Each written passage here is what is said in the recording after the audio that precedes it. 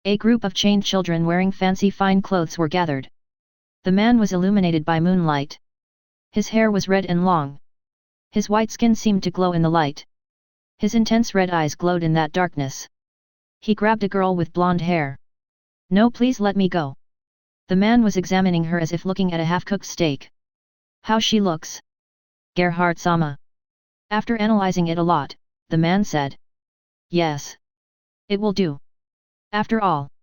He opened his mouth slightly. Suddenly, his canine teeth grew like a baby's finger. The blood of those without reaching puberty tastes better than a virgin. The man, no, the correct thing would be to say the monster. That monster had a name. He sunk his sharp lion-like teeth into the innocent girl. "Hurt. Hurt. Please stop. Mommy." The other children watched as their friend was bitten, small flecks of blood falling to the floor. In the few seconds that passed, they watched their friend drying off. Her silky white skin was shriveling like a raisin. Her blonde hair was turning grey like that of an old woman. Her eye sockets were deflating like balloons. In less than a minute, the girl stopped moving. Once the man finished eating, he tossed the girl aside as if she were a dirty old rag. Her lips were red. "Delicious is what I, the Night King of the lawless city, must taste." He grabbed another child. Cries of distress and pain could be heard high up in a tower that seemed to reach to the sky. This place was the famous lawless city, known to its inhabitants as the real hell on earth. A place that Razel, sooner or later, will have to come to put an end to the evil that lies in these lands. Side story: Barbara von Rosenberg. Duchess Rosenberg was taking a shower. The week had been very hard for her.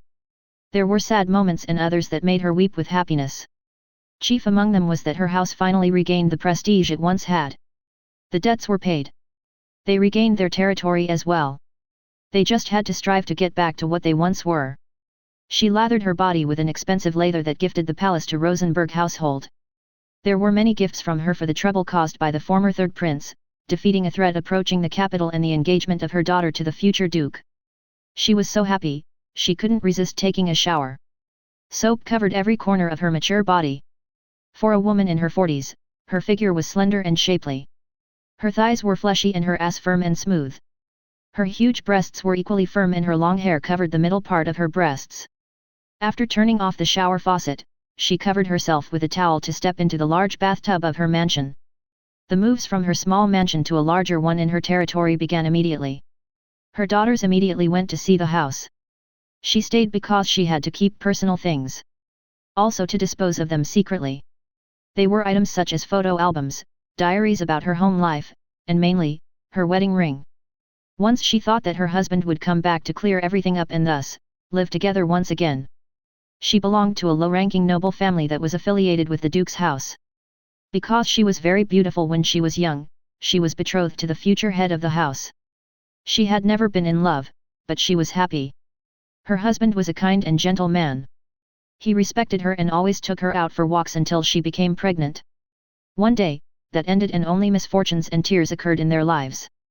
She had to sell a large part of her family's land to pay an impossible debt. But some time later, a light appeared at her door. It was Razel, his future son-in-law. She was happy that the Duke's house was in the hands of someone who took a risk for them and granted them happiness by paying their debt and making their daughter happy.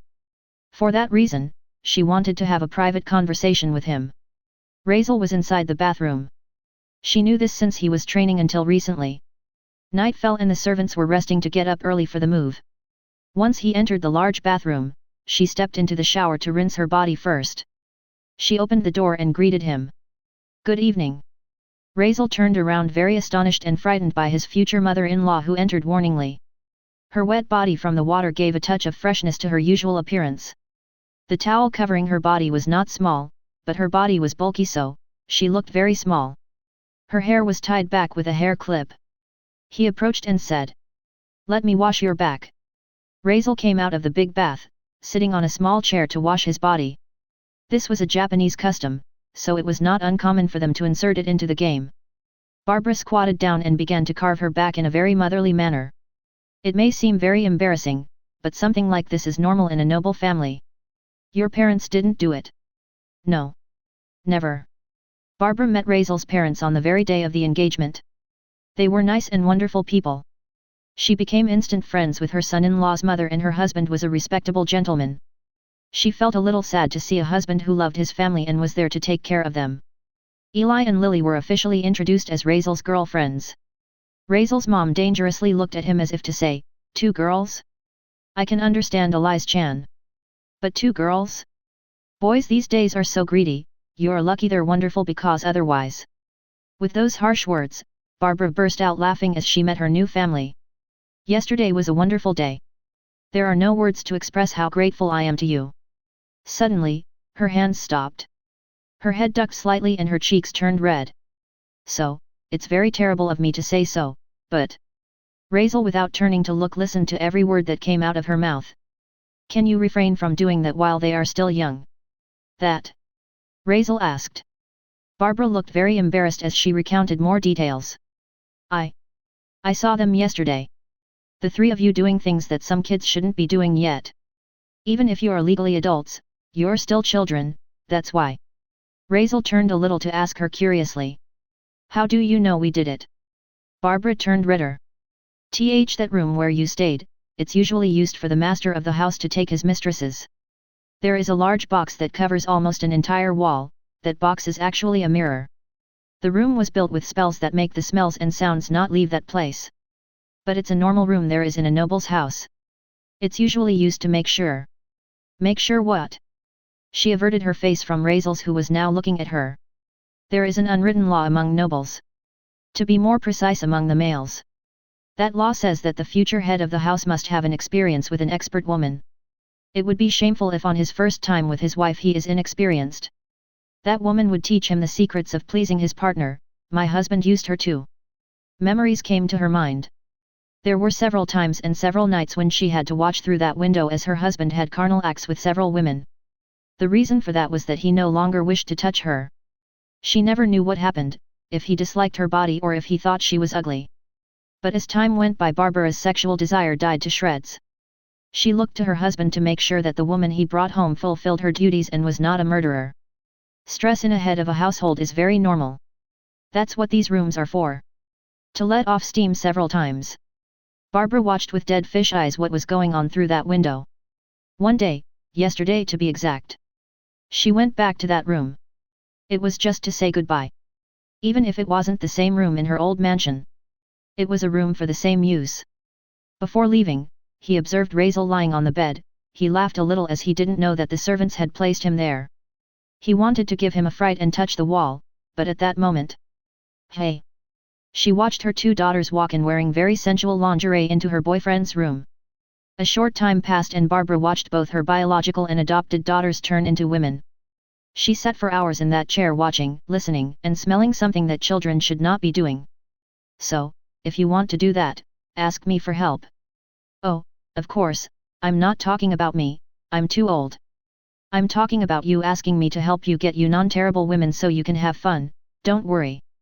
They'll never know what happened." "Why are you implying that I wouldn't choose you?" Barbara's smile suddenly cut off. "Hey!"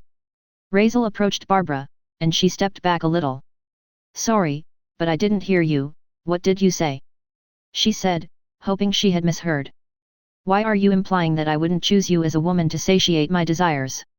Hearing how her future son-in-law clearly said unimaginable words, she stood up. "Raisel kun, for a joke, it's not funny." Raisel stood up, and the towel covering his private parts fell down.